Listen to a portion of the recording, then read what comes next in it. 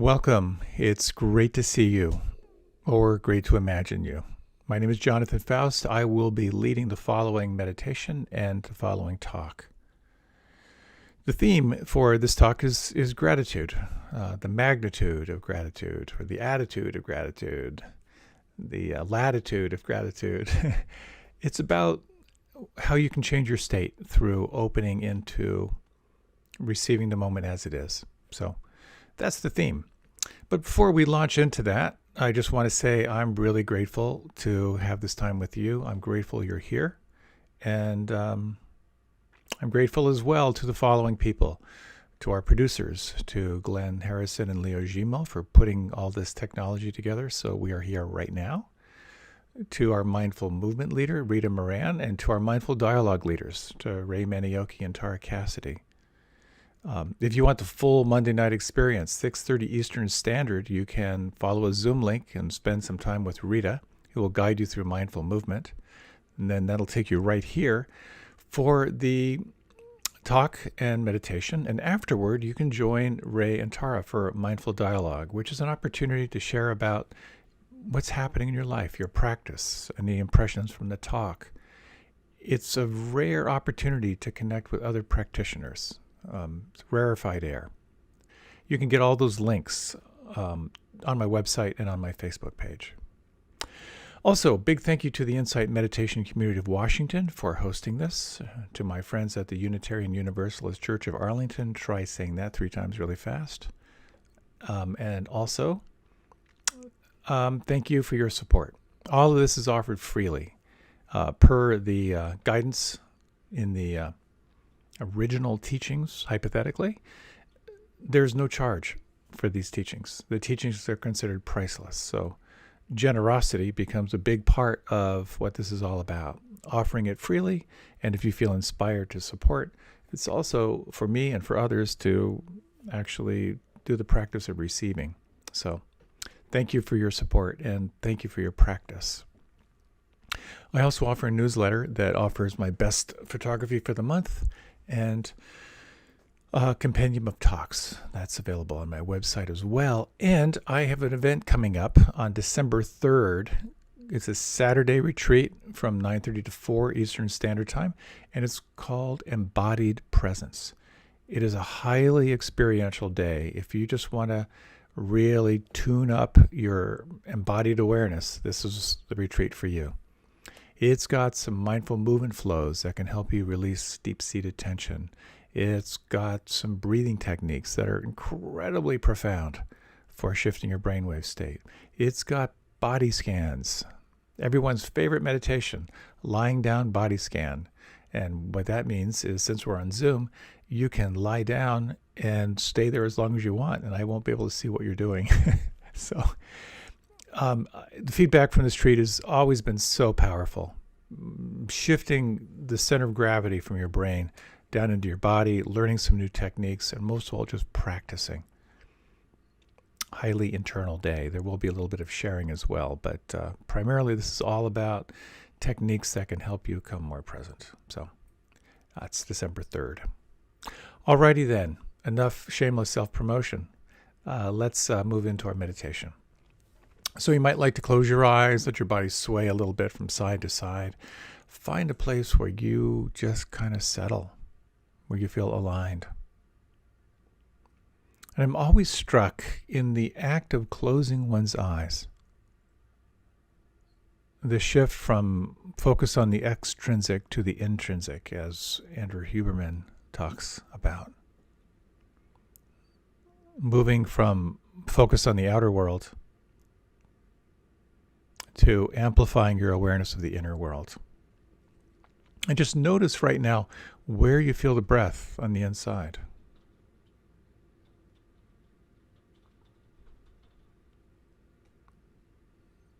Open your attention 360 degrees and just notice how many different sounds can you observe.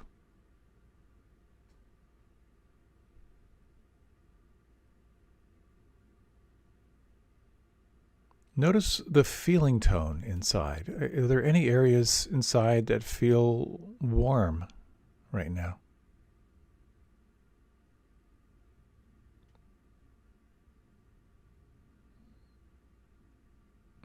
Any areas or parts that feel cool.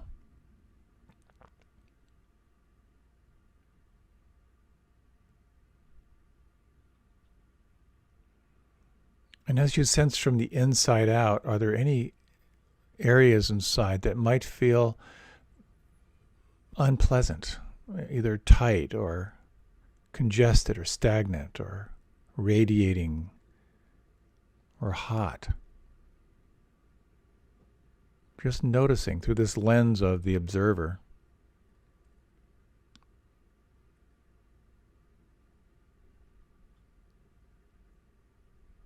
Are there any areas you can identify that feel pleasant, kind of free-flowing, easy, relaxed, tingling?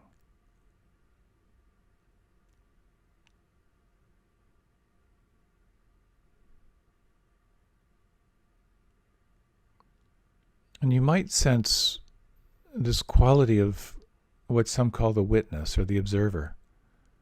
This quality of preferenceless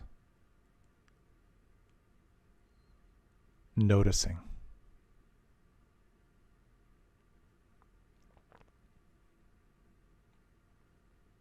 It's this capacity of self-observation without judgment that allows you to move from reacting to life to responding to life. And you might bring your attention now to an anchor of your choosing, to the breath or sound, maybe the feeling in the palms. And just sense if it's possible to sustain your attention on the inside, the feeling of the breath, the feeling of sound vibrations, and the feeling in the palms. Of course, the mind will naturally comment, wander, move into story. Notice if you can bring it back and refocus. We'll take the next few minutes for this practice.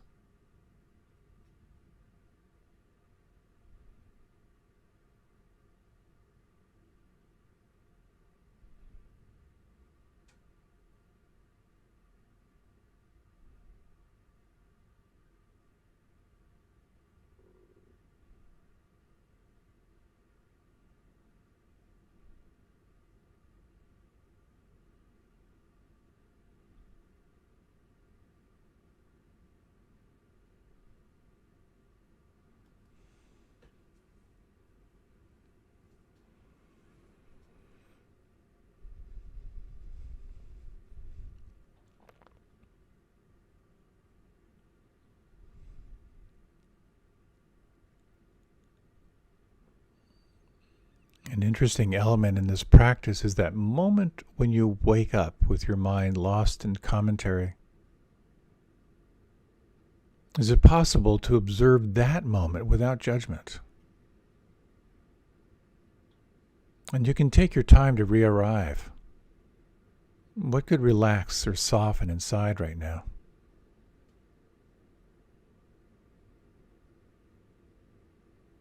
And you might, over the next 3 breaths, notice how intimately you can experience your anchor from the inside.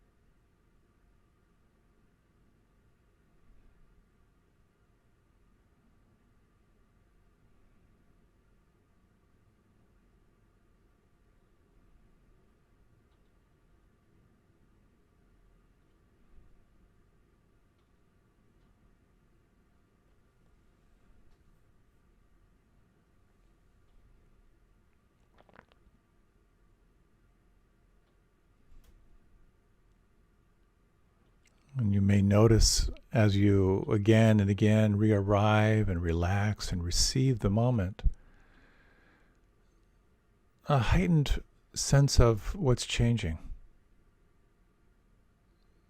There can be a sense of your anchor in the foreground, and in the background, a more alive sense of everything that's moving. The movement of thoughts, the movement of sensations, the movement of mood or emotion. It's possible even to be aware of different states changing from this seat of the witness. And you might explore, and there can be a bit of a choice point. You can narrow your attention to your anchor, or if you like, you can from time to time widen and broaden your awareness, opening to this perception of everything that is changing, and your capacity to notice and let it be.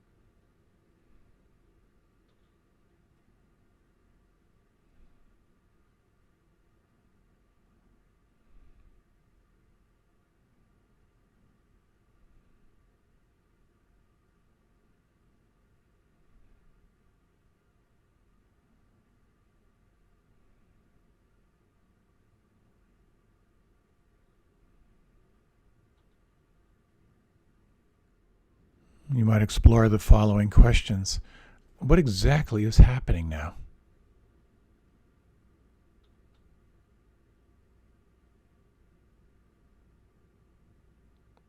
And is it possible to let it be as it is?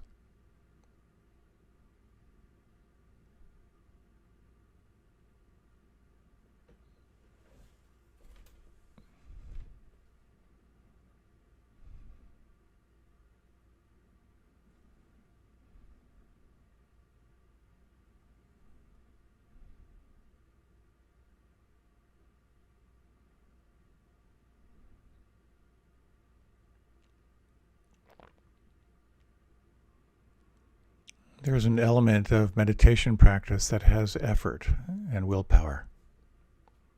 When you're using concentration, you notice the mind wandering, you guide it back. There's another element of opening to flow, to what's changing. And here you might toggle from focus and concentration to the sense of receiving what's changing. And there's yet another quality that you can cultivate in meditation, which is about being, about resting in presence. And you might, for the next little minute or so, relax all effort. Let your focus on your anchor fall away. In the absence of trying to make anything happen, what do you feel? What do you notice?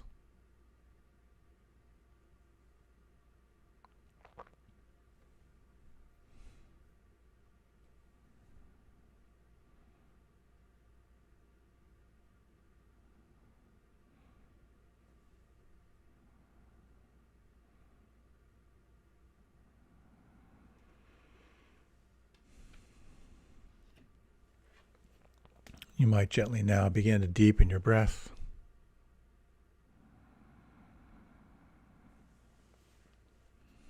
Let your head drift a little bit to the left and right. Let your body move and stretch in any way that feels good for you.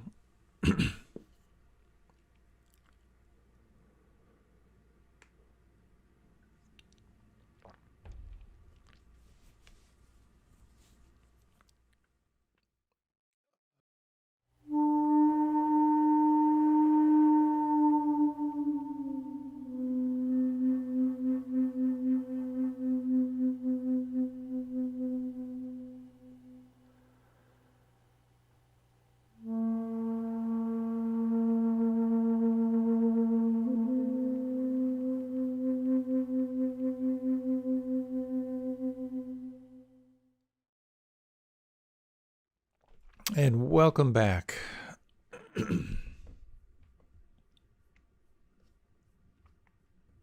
I ran across this on the internet. Where else would I run across it these days? I just love this. Here's what someone wrote. We rushed our dog to the emergency 24-hour vet because she was acting skittish about her tail. Was it broken? 2 a.m. x-ray later, and the vet says she has happy tail syndrome, meaning she wagged it so hard on her beach day that it was sore. I just love that. Happy tail syndrome. If there's any affliction I'm willing to take on, it's happy tail syndrome. I mean, who wouldn't want that? Happiness and joy are exalted states. It's not illegal in the meditative tradition to experience them. In fact, happiness and joy are considered qualities of immeasurable well-being. You can't find a limit on happiness and joy when it's pure. And there's one thing that's pretty reliable to open the door into happiness and into joy. And that's what I'd like to talk about. Thanksgiving, here it comes. I know for some people it's met with a sense of dread. Other people just can't wait to kind of interact. My joke is that on Thanksgiving, being a very introverted person, living with a pretty introverted person, the day is dedicated to locking the doors from the inside, and we actually take it as a day of retreat. But the practice of thanksgiving is incredibly powerful. So gratitude and giving thanks. 4 elements I'd like to touch on, and this will be a pretty experiential talk as well. First, how gratitude can open that door to contentment and to happiness. And second, with the conscious use of gratitude, you can tap into what's called evolutionary biology. There's a lot going on in your brain and your nervous system when you do this practice. The third is how gratitude can help you reframe your biggest life challenges in a powerful way. And fourth, on a broader scale, gratitude becomes a way of engaging with reality that can be transformative. Really, really powerful stuff. So what I find, and I just say this all the time, but I find this to be true, that the most simple things can be the most profound. There's a statement that Werner Erhard made, who was the founder of EST. It's so simple. And here it is. The quickest way to be happy is to choose what you already have. And let me repeat that. The quickest way to be happy is to choose what you already have. Now, when I ran across this, it stunned me. Could it really be that simple? But if you try it on, just for a few moments. In fact, let's just do a short meditation. If you like, you can close your eyes if it's safe. If you're driving, I advise you not to. And explore the following question. What is happening right now?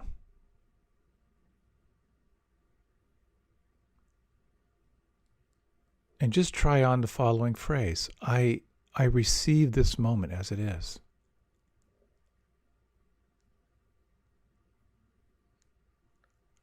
I choose this moment as it is.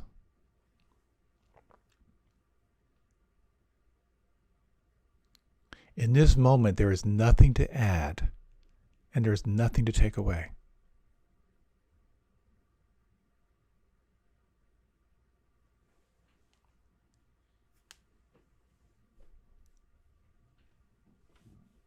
And if you like, you can open your eyes and just sense, did anything shift there?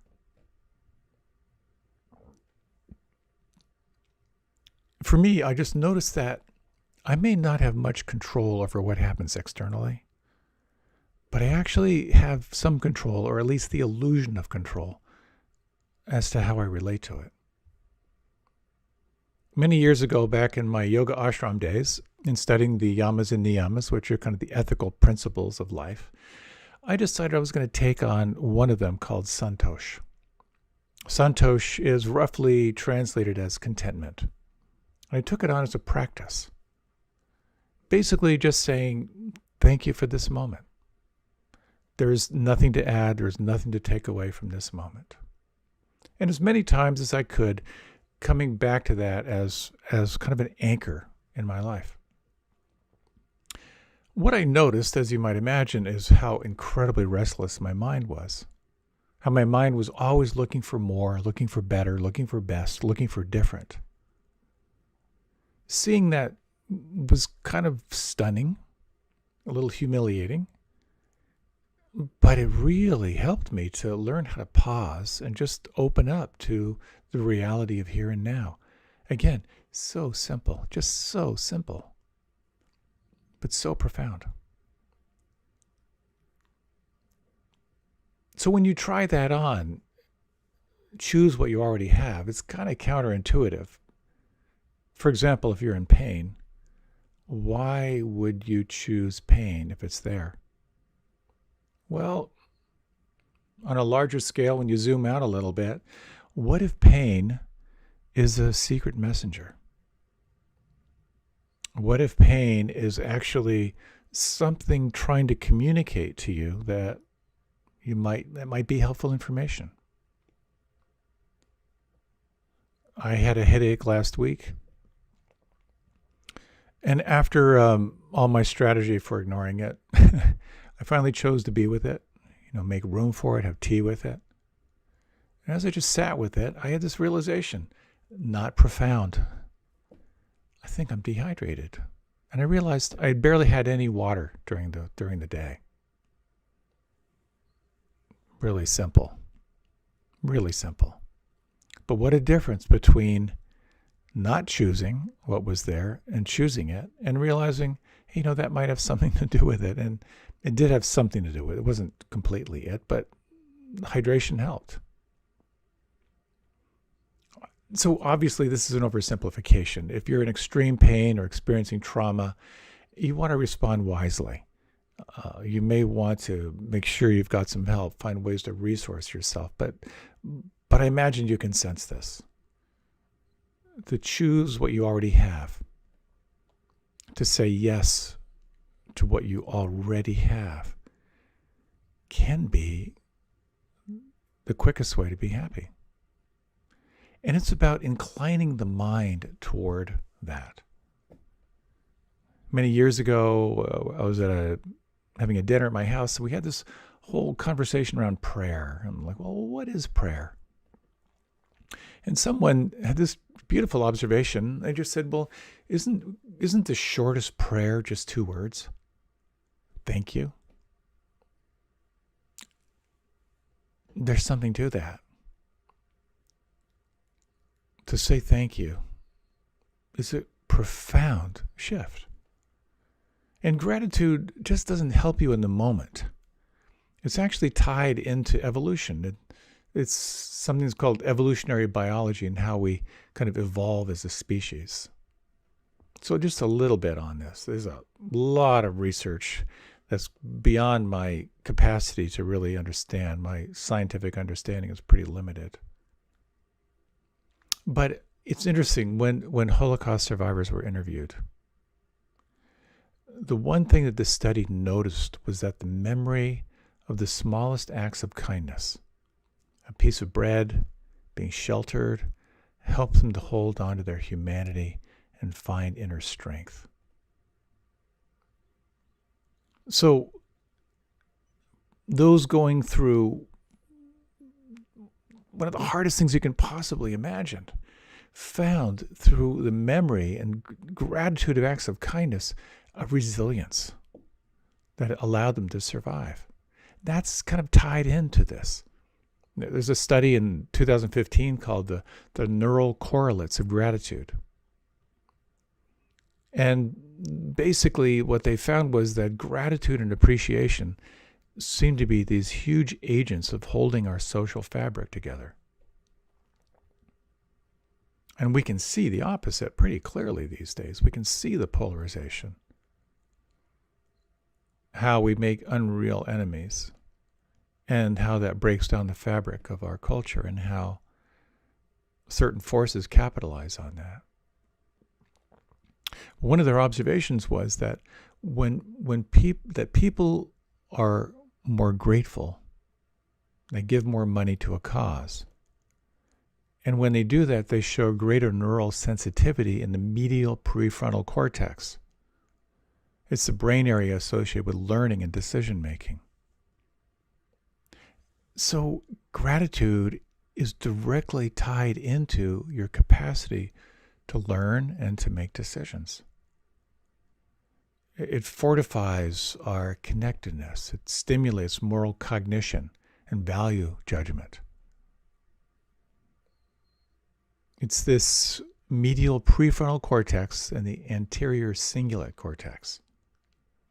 So just notice that when you feel a sense of gratitude, you might feel your medial prefrontal cortex tingle a little bit.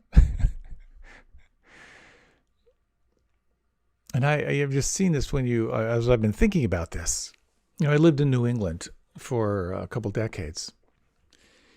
And, New Englanders are not the warmest people on earth. They're very respectful, very distant, but it could be interpreted as cold. And I remember I was driving down Great Barrington, Massachusetts. That's in the western edge, in the Berkshire, foothills of the Berkshire Mountains. And just as I was driving down the street and thinking, my God, no one looks at each other. No one says hello. This is a pretty cold place to live. And then about maybe 3 months later, there was this really amazing windstorm that took down trees everywhere. They were clearing the Taconic Parkway with bulldozers. There were so many trees down. And I was driving down that same street in Great Barrington. Everyone was out there, cutting limbs, stacking wood. Everyone was helping each other. And I actually had tears in my eyes. I was so moved at seeing the appreciation and the gratitude, and it's really powerful stuff. And quite often, of course, what brings out gratitude, what brings out kindness, is the capacity to sense the suffering of others. We see it modeled for us as kids, and we tend to shape our life perspective on that. And it's an interesting question. How did your earliest experiences of kindness affect you? And it's interesting when I talk with people about their earliest memories of receiving kindness.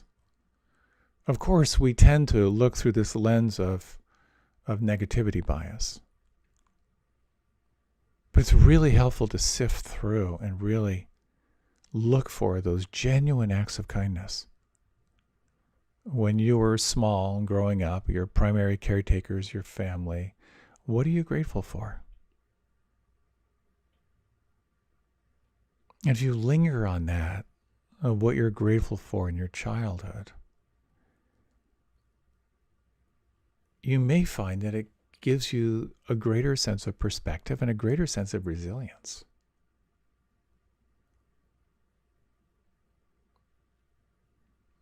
I've told this story before, but there was an older man on one of our retreats.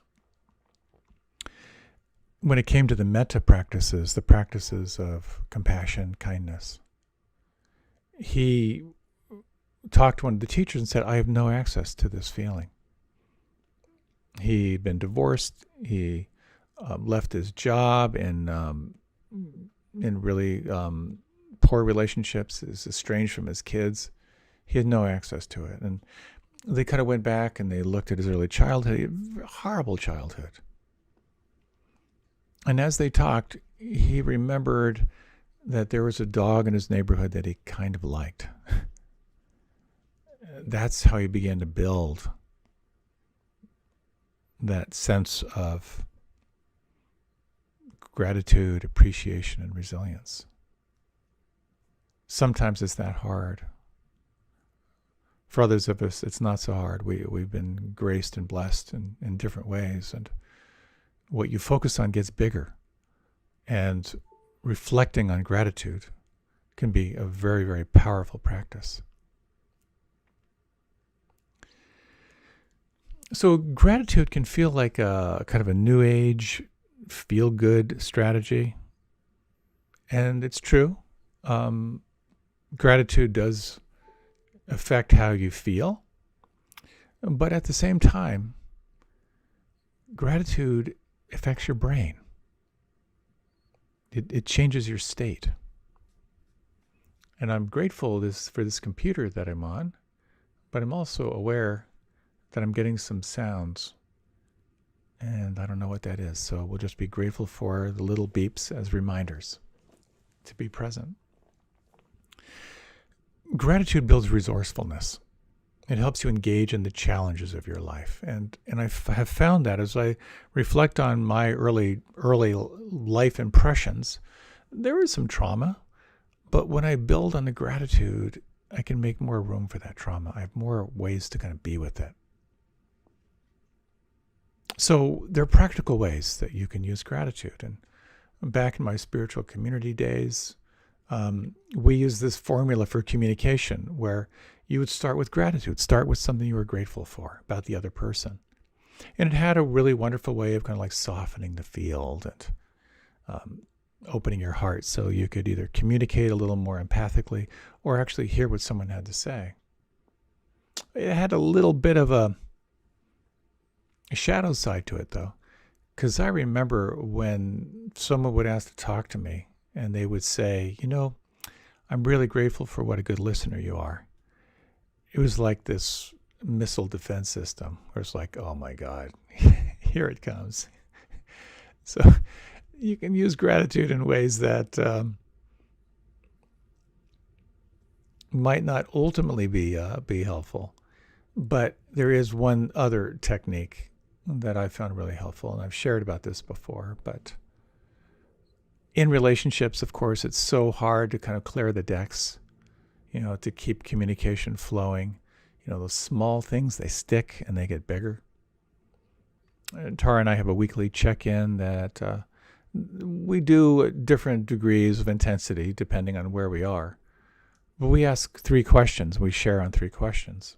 And as you can imagine, the first one is gratitude. What are you grateful for? And we kind of go back and forth on that one. And what's so awesome about that is when you hear someone just do a stream of consciousness of what they're grateful for, you can't not feel some kind of an empathic shift. And then when you talk about what you're grateful for and the other person's there listening, again, you're changing your state. As the great Tony Robbins says, you cannot feel anger and gratitude at the same time. If you amplify gratitude, you're going to move into a more resourceful state. So the second round we do is when we talk about our challenges. And when I hear Tara talk about what she's working with and her challenges, again, with that gratitude softening, I feel a lot more empathic. Like, oh, I didn't know you were going through that. Oh, that's got to be tough. And again, for me to share and have that heard, super, great stuff. And then the third question is, what's between us and feeling clear? Then we can start to name the hard stuff. Well, when you did this, I felt that, and I've had some budding anger around this. Just to dive in, what's between us and feeling clear pretty quickly can go into blame. You always do this, etc. So consider that. Number one, just when you ask someone what they're grateful for, it's an automatic shift. But if you use these 3 questions, what are you grateful for? What are the challenges in your life? And what's between us and feeling clear? It's magic. Not easy, but it's magic. And I often warn people when you start and you've got some stuff built up, you may find with those 3 questions that you've got some work to do to clear that space between you and another person. But if you stay with it, things tend not to build up as much. So this emphasis on gratitude, of remembering gratitude as kind of this doorway to changing your state, is really powerful. As the yoga philosophy says, prana follows chitta. Energy follows awareness. What you focus on gets bigger. And it's really, really powerful stuff. Because this focus on gratitude, it can open up intuition. It can open up all kinds of resourcefulness. It can reframe life situations. So for the last 7 weeks, I've been running the 7 Factors of Awakening, which is a series of talks I gave a couple years ago. And it's given me a little bit of space from writing a talk every week and giving me some creative juices flowing again. I've been grateful for that. But then here's Thanksgiving coming up and gratitude talk. I usually do a gratitude talk this time of year. And I could just tell my attitude. It was like I've been a little bit out of sorts in terms of like writing talks, like another gratitude talk. I look back at the talks I've given, and I like the talks, but I was like, what am I going to say that I haven't said before? And that kind of led to, does anything I do really make a difference in the world? And you can sense the beginning of that downward spiral. And then, sort of organic, but I thought, wait a minute, I get to reflect on gratitude. I get to think about and share about how gratitude truly can change your state. I get to take time and reflect on my best thinking on this topic. I get to reflect on what I'm grateful for. I get to hear myself share about what I'm most excited about these practices, and I get to look for evidence of how gratitude can be so powerful. And suddenly, I got really excited about this talk. And how cool is that? I get to do this. The doorway was gratitude. And it's really an interesting element for me if I can develop that muscle when I am challenged or I'm not resourced, to ask myself, okay, what's great about this situation? So I'd like to share with you a practice that is just super, super helpful. It's been really, really helpful for me. And I've shared this before, but this is one of those practices you just can't do enough of. And it's really about learning how to bring your awareness to gratitude. So what you might do first is to think about a decision you have to make or an issue that you've been sitting with. It can be anything at all. You might not want to go for 10 on the trauma scale, but if, as best you can, try and think of something that you're dealing with in your life right now. Again, a decision you might have to make that's not clear, or an issue, a relationship that you're in that you're struggling with. Anything like that. Just take a few moments. And then when you're ready, you can close your eyes. And if you would, bring your hands to your heart if that feels okay. And just take a few moments to slow down your breath. And again, if you can, kind of refresh this issue that's present for you in your life right now. Kind of see it if you can. Any words that you associate with it. And mostly you want to go for that feeling. When you think about this issue, where do you feel it on the inside?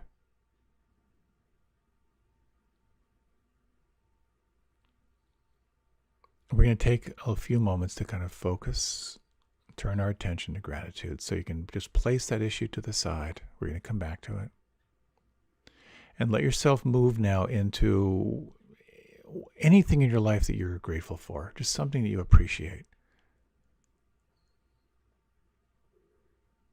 You might just think about one of the most powerful experiences that you've had that's been a shift in your life. And as you breathe, can you feel it? Can you imagine it?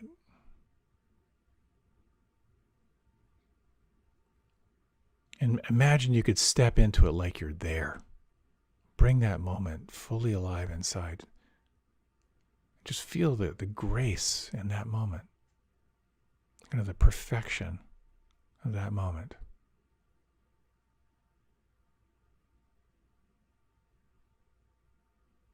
And then bring into mind now a second person or an event in your life that you're grateful for. A moment that deeply touched you. Again, with your hands on your heart, if that's comfortable for you, breathe. Imagine again you could step into it as if you're there. What do you see? What do you hear? What do you feel? Take 3 breaths and sense again if you can amplify this feeling of aliveness, of grace.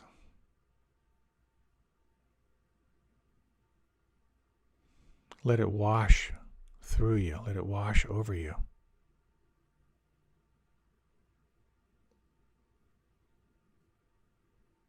And now bring into mind a third element, a third person, a third event, something that you're grateful for, something that you appreciate, something that deeply touches you. A moment of grace. And once you've landed on it, again, step into it as if you're there. What do you see? What do you hear? What do you feel on the inside? Breathe.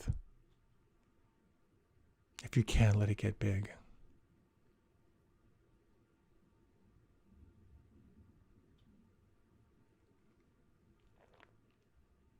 And take a few moments just to think of all the ways that you've been blessed in this life, the coincidences in your life, how one thing led to another, and how on one level your life has been informed and unfolding in magical ways you can't predict.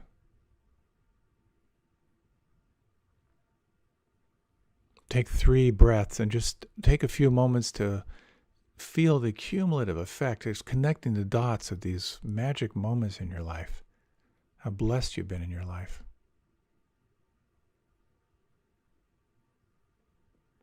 Feel your hands on your heart if they're there. Bring into mind now this stressful situation in your life. And just sense from the heart, just completing the following phrases. All I need to focus on here is, or all I need to remember here is, and just listen. Your heart knows the answer.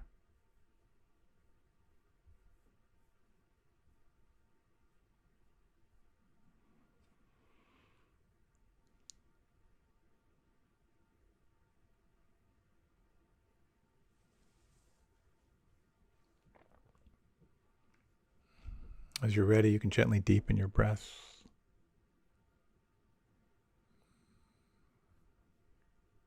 As you're ready, you can open your eyes. I hope you found that helpful. This practice of kind of flooding your nervous system with gratitude and appreciation is a state change. You can feel it. It's happening in the brain. It's happening all through the body. It gives you a sense of resource, a sense of being resilient. And chances are, when you reflect on your life, your biggest challenges have resulted in your most dramatic growth. The other day, I don't know why, but I get so passionate about being on the river, and I try to paddle year-round. And the other day, I was heading upriver early morning, as soon as I can get out there. There were 12-mile-an-hour winds, but there were 23-mile-per-hour gusts coming from the north, which meant they were coming downriver, channeled down the river, right into my face. So I'm going against the current and against the wind. And I was really attached to getting upriver because I wanted to do some filming. So I really worked, really working hard. I was feeling anger. I was feeling frustration. The keel would get caught on a rock and something kind of kept me going. And there was a sense of exhilaration when I got to where I wanted to go. Then there was also some irritation because immediately the wind died down. But what was interesting was how I was actually sore for a couple of days, but it was a great feeling of aliveness inside. And since then, I've been listening to Dr. Andrew Huberman. His podcast is wonderful. He's a neuroscientist out of Stanford. He just did a thing on meditation, a little on the neurology of meditation. I'd like to share some of his insights with you. But there's some very interesting studies about how much more you grow when you accept the challenges, when you embrace them. And as I've been out on the river since then, when I'm working really, really hard, pushing really, really hard, and when I can sort of remind myself, this is hard and painful right now, but the endorphin rush is going to be great. The benefit is going to be great. It amplifies this sense of growth, not just growing your muscles, but growing your resilience. So it's a really helpful thing to remember that when you're going through something really challenging, if you can associate gratitude to the opportunity to grow, it's a phenomenal shift, just a phenomenal shift. Gratitude is not just about feeling better, it's about being resourced for relating to reality. And reality can be harsh, as you know. Reality brings us in direct relationship with sickness, old age, and death. Walking with a friend quite recently, and we were talking about what it's like to be the support person for someone who's suffering. It reminded me of one of my just biggest insights in a really, really challenging time in my life. My mother, at the end of her life, was losing her health. She was losing her mind. She not only had dementia, she was going into psychosis. I haven't had the most comfortable relationship with my mother, and it became even more challenging given the circumstances of the kind of the psychotic states that she would go into, and she would go into almost as if she was narrating a dream. But she was also relational. She was like looking for, feedback. And I was really uncomfortable. How do you relate to someone who's there but not there? And then I remembered this phrase, which I shared with my friend. Practicing wholehearted, enthusiastic cooperation with reality. In other words, choosing what I already have. But it certainly amplifies it when you explore that language. Can I practice wholehearted, enthusiastic cooperation with reality? And somehow it changed everything. It allowed me to kind of lean in and to get curious. So this is dementia. So this is psychosis. What does she need from me right now? How does she want me to be with her?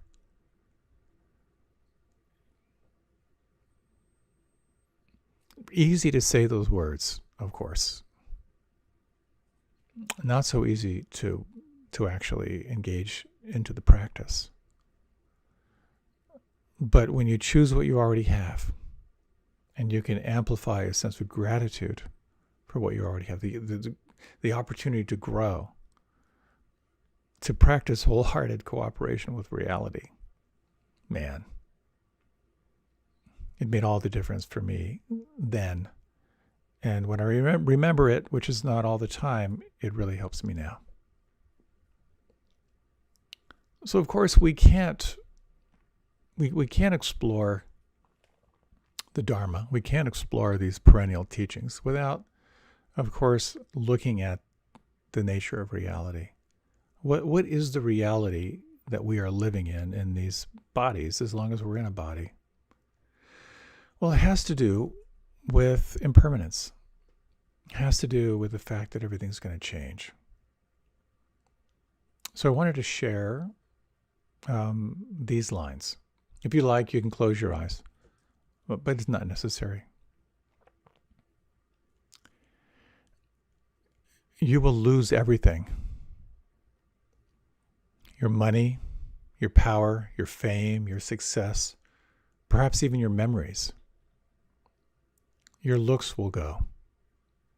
Loved ones will die. Your body will fall apart.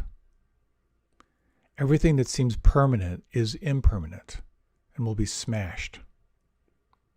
Experience will gradually or not so gradually strip away everything it can strip away. Waking up means facing this reality with open eyes and no longer turning away. But right now, we stand on sacred and holy ground. For that which will be lost has not yet been lost. And realizing this is the key to unspeakable joy. Whoever or whatever is in your life right now has not yet been taken away from you. This may sound trivial, obvious, like nothing, but really it is the key to everything, and the why and how and wherefore of existence. Impermanence has already rendered everything and everyone around you so deeply holy and significant and worthy of your heartbreaking gratitude. Loss has already transfigured your life into an altar. Man, I love that. The reality is everything is going to be smashed and taken away. And the reality is not yet. My summary of that is 3 lines. Or 2 lines and a question. Number 1, you're going to die. Number 2, you're not dead yet. Number 3, given the gift of life right now with no guarantees, how do you want to live?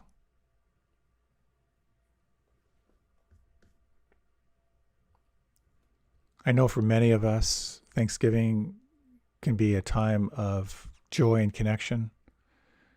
And for many of us, it can be a time of feeling our sense of isolation and loneliness amplified.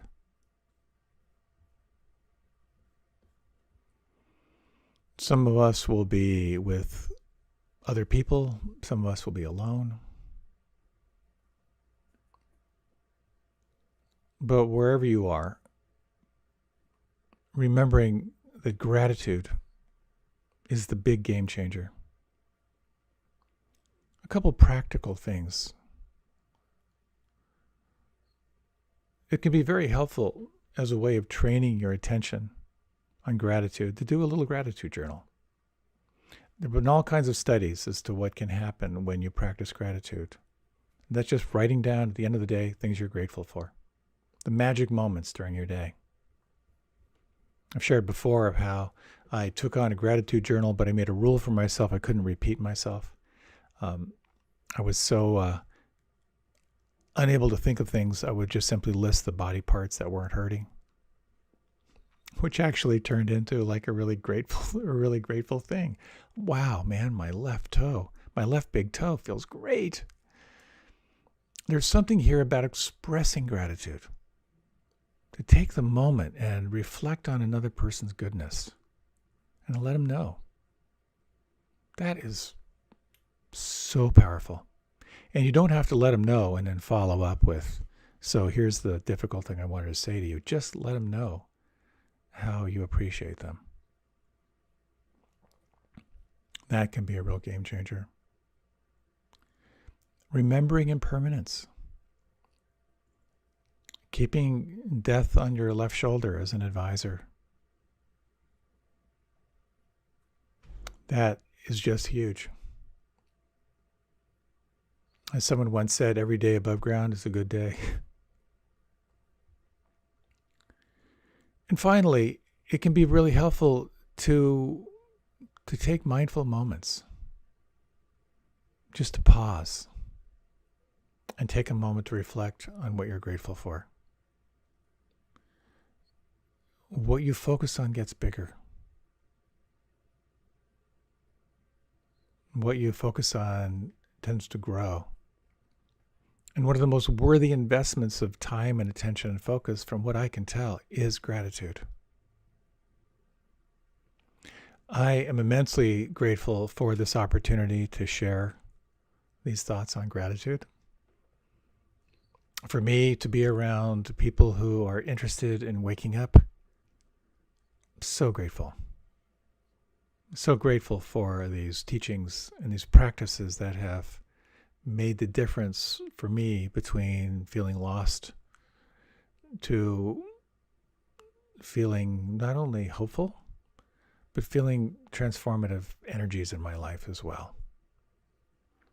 Waking up to reality, remembering that I'm going to die, but not yet. So how do I want to receive this moment?